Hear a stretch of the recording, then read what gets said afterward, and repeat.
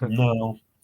But yeah, you got to pour yourself into the book in some way, and I think the people who read my books they come away knowing something about me, whether they realize it or not, and I think that's how it should be. 100%. So I'm going to put you on the spot for a second. Then, speaking of, um, that aspect of it with autobiography and putting yourself into the books. And I think that people certainly pick up on that too. You can read a book and thinks this person just wrote by the numbers for a paycheck or what have you, but you can't lie about that kind of stuff. It's either there or it's not. And certainly with yours, it's and most successful authors, it is there. But if somebody wanted to know as much as possible about you, short of hiding out in your bushes and being invited into your house, probably after not being in the bushes, which book would you point them to, or which maybe two books would you point them to say, peel back the layers, you're going to find most of me in this book or these two books? Wow, that is tough.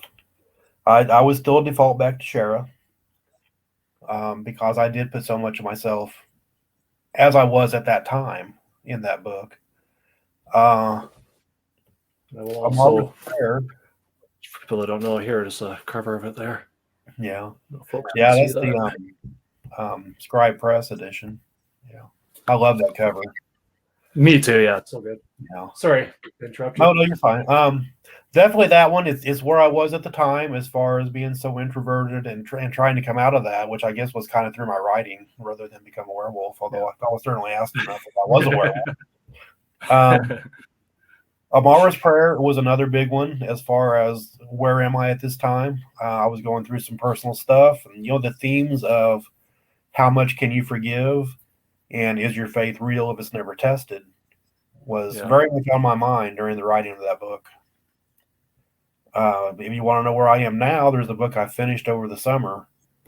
It's called The Lost Pages Bookstore, and it's a literary novel, and that is very much where I am now. I mean, it's about an author who he became a big name fantasy author, and then he did some stuff that ended his marriage, and then his mother died, which unfortunately was kind of a premonition for myself.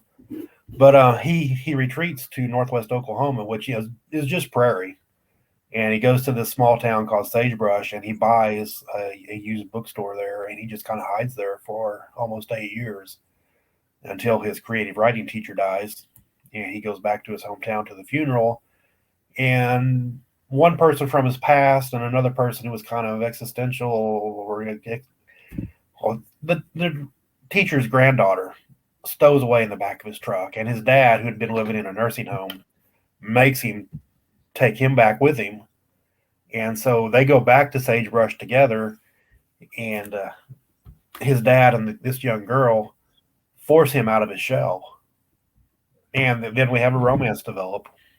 Not with a girl, with a waitress across the street from the bookstore. Okay. But, yeah, that's. I mean, so much of the guilt and the loneliness that I have been going through the last few years are tied up into that book.